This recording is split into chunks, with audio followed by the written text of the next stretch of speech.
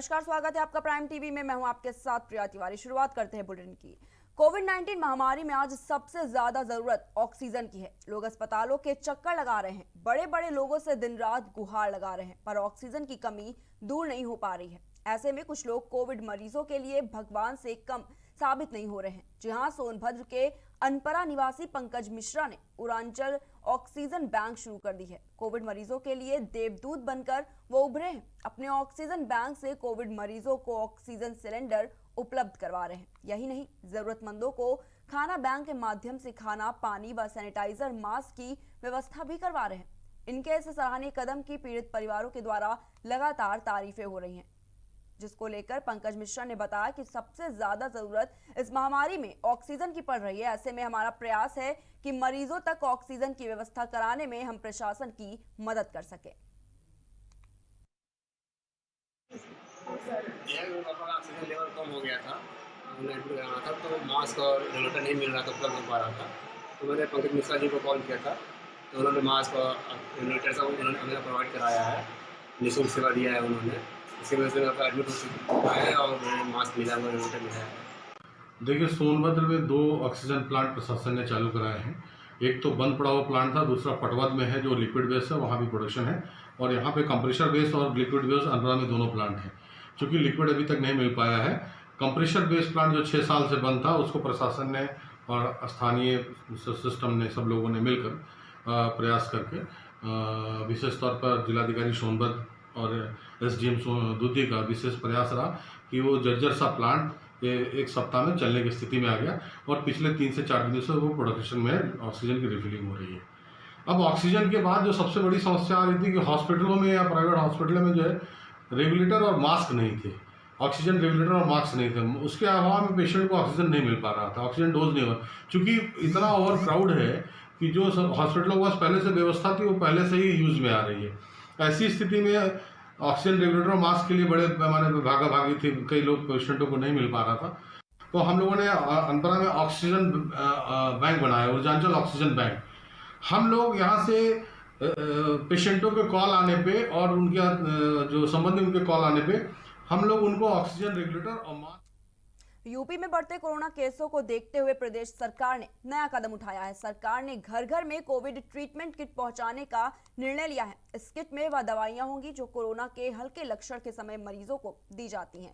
शाहजहांपुर में कोविड-19 के बढ़ते प्रभाव को देखते हुए पुलिस प्रशासन द्वारा एक बड़ा कदम उठाया गया है। यहाँ डीएम व पुलिस अधीक्षक द्वारा शासन के निर्देशानुसार बड़े स्तर पर अभियान चलाकर पुलिस लाइन में दवाइयां किट तैयार कर ग्रामीण शहरी क्षेत्र में कोविड संक्रमित मरीजों को उनके घर स्थानीय पुलिस की टीम द्वारा किट उपलब्ध कराई जा रही है। आपको बता दें कि शाहजहांपुर पुलिस के द्वारा अब तक करीब 500 दवाइयों की किट तैयार कराकर मरीजों के इलाज के लिए उपलब्ध कराई जा चुकी है और साथ ही साथ कोविड-19 के संक्रमण के रोकथाम के लिए पुलिस एवं प्रशासन के द्वारा लगातार कोरोना से बचाव के प्रति जागरूकता के संदेश प्रसारित किए जा रहे हैं। सभी से अपील की जा रही है कि अनावश्यक बाहर ना निकले व प्रत्येक शहरी व ग्रामीण क्षेत्र में फॉगिंग व सैनिटाइजेशन प्रतिदिन कराया जा रहा है।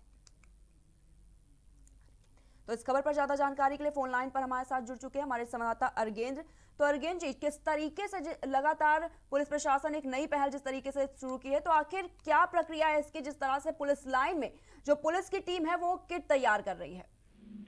जी प्रिया जी, बिल्कुल बताना चाहूंगा। जैसे कि जो राज्य सरकार ने जो आदेश दिए हैं कि जो भी पुलिस प्रशासन के लिए आदेश आए हैं कि जो कोरोना वैक्सीन किट है और मेडिकल जो भी है जो सुविधाएं हैं वो ग्रामीण क्षेत्रों में पहुंचाए जाए, क्योंकि लगातार जो संक्रमण का जो कोविड-19 का संक्रमण का दायरा है वो लगातार आंकड़ों में बढ़ता नजर आ रहा है। लगातार मौतें हो रही हैं, जिसमें शाहजहांपुर पुलिस बिल्कुल जिस तरीके से जो अभियान चला रहा है वो बहुत ही बढ़िया है, क्योंकि यहाँ पर जो मौतों का आंकड़ा है वो लगाया नहीं जा सकता। जिसमें प्रोटोकॉल का पालन करते हुए कोविड-19 के रोग के बचाव के लिए उपाय में जो लक्षण दिखाई दे रहे हैं उनके लिए जन सामान्य जानकारी देने के लिए तैयार की गई है, जिसमें जैसे बुखार और खांसी इत्यादि के साथ सांस फूलने जैसे लक्षण प्रकट हो रहे हैं, जिनकी अभी तक कोई जांच नहीं की गई है, वह लगा अपने नजदीकी स्वास्थ्य केंद्र पर जाकर जानकारी कर और वहां अपनी जांच कराएं। और जो लोग अवैध हैं, जो वृद्ध हैं, जिन चलने लायक नहीं है, लगातार उनके लिए जो पुलिस प्रशासन है वो घर जाकर के उनको जो स्वास्थ्य विभाग की टीम को ले जाकर उनका जांच कराई जा रही है। बहुत बढ़िया जो पहल चलाई जा रही है पुलिस अधीक्षक एस आनंद द्वारा,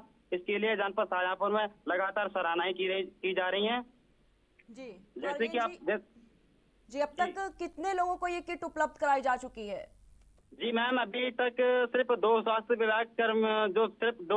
कर्मियों ने अभी जो लगातार दो गांवों को अभी मुहैया कराई है। जी। और इस मुहैया में अभियान में 5 मई से लेकर 9 मई तक का दायरा दिया गया है।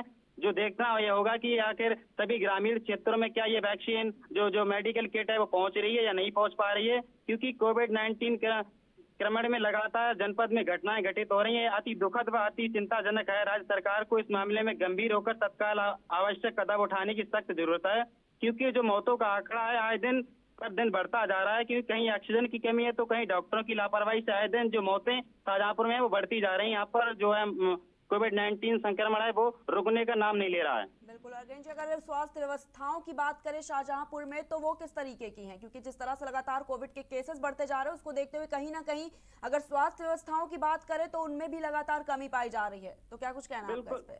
बिल्कुल जहाँ पे स्वास्थ्य विभाग की अगर बात की जाए तो यहाँ पर स्वास्थ्य विभाग बिल्कुल लापरवाही बरतने में अपनी कमी नहीं छोड़ रहा है। क्योंकि जो यहाँ पर अभी पिछले 2 दिन पहले अभी एक घटना घटित हुई है जिसमें ऑक्सीजन हटाई गई थी और उस मरीज का सिलेंडर तक बेच दिया यहाँ के स्वास्थ्य विभाग कर्मियों ने। ये सबसे बड़ी लापरवाही है। और जब सीएमओ से इस बारे में जानकारी ली जाती है तो सीएमओ साहब अपना पल्ला झाड़ देते हैं कि कहते हैं कि इस मामले में अभी हमें संज्ञान नहीं है और लगातार मौतें हो रही हैं। जैसे बताया जा रहा है कि वेंटिलेटर अगर उपलब्ध कराया जा रहा है, प्रदेश सरकार कह रही है ऐसा कुछ नहीं है। शाहजहांपुर में लोगों का जमीन पर इलाज किया जा रहा है, क्योंकि मजबूरन वो होते खुद सिलेंडर लेकर पहुंचते हैं अपने मरीज के लिए, लेकिन उनका सिलेंडर गायब करने पर स्वास्थ्य विभाग कर्मी बिल्कुल अपनी तत्परता नहीं छोड़ रहे हैं। जी, बहुत बहुत धन्यवाद आपका हमारे साथ जुड़ने के लिए। तो इस खबर पर ज्यादा जानकारी के लिए हमारे साथ हमारे संवाददाता जुड़े थे अर्गेन जी, जिन्होंने बताया कि किस तरीके से पुलिस प्रशासन की नई पहल सामने आई। और आपको बता दें कि पुलिस के द्वारा अब तक करीब 500 दवाइयों की किट तैयार कराकर मरीजों के इलाज के लिए उपलब्ध कराई जा रही है। और इसके साथ ही कोविड-19 के संक्रमण के रोकथाम के लिए पुलिस प्रशासन के द्वारा लगातार कोरोना से बचाव के लिए लोगों को जागरूक भी किया जा रहा है। और साथ में जो लोग बिना जरूरत के घरों से बाहर निकल रहे हैं पुलिस उनके खिलाफ चालानी कार्रवाई भी कर रही है। तो फिलहाल रुक करते अगली खबर की ओर। रामपुर में बीते 24 घंटे में 53 नए कोरोना केस सामने आए हैं, जिसके बाद रामपुर में अब कुल पॉजिटिव मरीजों का आंकड़ा 1619 पहुंच गया है। आपको बता दें कि रामपुर में अब तक कोरोना संक्रमण के चलते 86 लोगों की मौत हो चुकी है। वहीं मुख्य चिकित्सा अधिकारी ने बताया कि जिले में जारी दस्तक अभियान के तहत 1640 आशा और आंगनवाड़ी की team door to door survey कर रही है। दस्तक अभियान के तहत कई घरों का भ्रमण करके और साथ ही कोरोना संक्रमण के लक्षण वाले मरीजों को भी चिन्हित किया जा चुका है। तो रामपुर से आपको खबर बता रहे जिस तरीके से लगातार कोरोना के मामले बढ़ते जा रहे हैं उसको देखते हुए डोर टू डोर जाकर एक अभियान भी चलाया जा रहा है। पूरे देश में कोरोना संक्रमण लगातार बढ़ता जा रहा है। कोरोना कर्फ्यू लागू होने के बावजूद भी लोग लापरवाही करने से बाज नहीं आ रहे, जिसके चलते संक्रमण का खतरा लगातार बढ़ता जा रहा है, जिस पर रोकथाम के लिए न केवल स्वास्थ्य विभाग बल्कि पूरा प्रशासनिक अमला लगा हुआ है। तो वहीं रामपुर में देर रात एसपी शगुन गौतम ने सड़कों पर उतरकर कोरोना कर्फ्यू के दौरान बेवजह घरों से बाहर घूमने वालों को हिदायत दी, बल्कि उनके वाहन भी सीज कर दिए। आपको बता दें कि एसपी ने बताया कि कोरोना गाइडलाइन का अनुपालन न करने वालों पर न केवल गाड़ियां सीज की जा रही है और उनके खिलाफ भी कार्रवाई की जा रही है और साथ में मुकदमा भी लिखा जा रहा है और उन्हें जेल भी भेजा जा रहा है। यहाँ पुलिस प्रशासन पूरी तरीके से कोरोना कर्फ्यू का अनुपालन कराने में लगा हुआ है। तो रामपुर में से खबर बता रहे जिस तरह से लगातार कोविड के केसेस बढ़ते जा रहे हैं उसको देखते हुए पुलिस प्रशासन पूरी तरह से सख्त नजर आ रहा है। आपको बता दें कि जो लोग बिना वजह सड़कों पर बाहर घूमते नजर आए हैं पुलिस ने उनके खिलाफ चालानी कार्रवाई भी की और इसके साथ ही ये समझाया कि सरकार की गाइडलाइन का पूरी तरीके से पालन करें।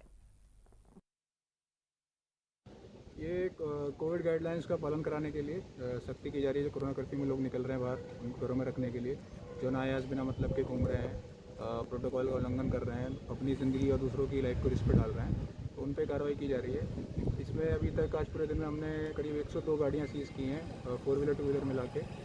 करीब 25 लोगों का कोरोना का मास्क न पहनने का चालान किया है, साथ में ट्रैफिक के भी चालान करे हैं और कुछ मुकदमे।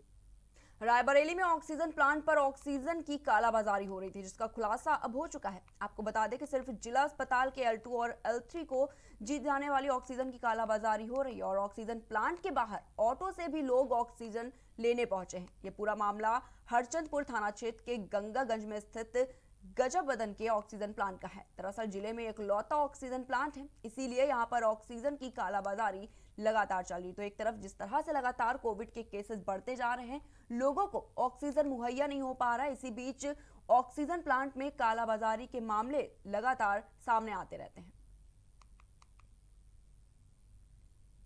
बढ़ते अगली खबर की ओर, जालौन के कदौरा ब्लॉक के गांव धमना में चुनावी रंजिश को लेकर एक पक्ष ने दूसरे पक्ष के एक आदमी पर हमला बोल दिया। आपको बता दें कि गांव के एक व्यक्ति गोविंद सिंह पर संदीप यादव ने अपने भाइयों के साथ हमला बोल दिया। हमले में गोविंद सिंह गंभीर रूप से घायल हो गया। आनन फानन में जब उसके पास के एक निजी अस्पताल में ले जाया गया तो वहां उसकी गंभीर हालत को देखकर उसे उरई के जिला अस्पताल में रेफर कर दिया गया। फिलहाल अभी तक पुलिस को पीड़ित पक्ष की तरफ से कोई तहरीर नहीं मिली है।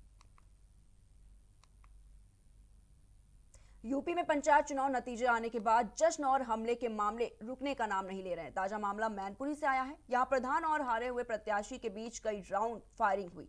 इसका वीडियो भी सोशल मीडिया पर तेजी के साथ वायरल हो रहा है। पुलिस ने आनन फानन में 4 युवकों को हिरासत में ले लिया है और उनके पास से भारी मात्रा में असलहा और कारतूस भी बरामद किया है। फिलहाल पुलिस ने दोनों पक्षों से लगभग 50 लोगों के खिलाफ मुकदमा दर्ज कर लिया और साथ ही आगे की कार्रवाई भी शुरू कर दी है। तो मैनपुरी से आपको एक खबर बता रहे जहां पर फायरिंग की घटना सामने आई है। आपको बता दें कि प्रधान और हारे हुए प्रत्याशी के बीच कई राउंड में फायरिंग हुई और इसका वीडियो भी सोशल मीडिया पर वायरल हो रहा है। पुलिस ने आनन फानन में 4 युवकों को हिरासत में ले लिया और उनके पास से भारी मात्रा में असलहा और कारतूस भी बरामद किया है।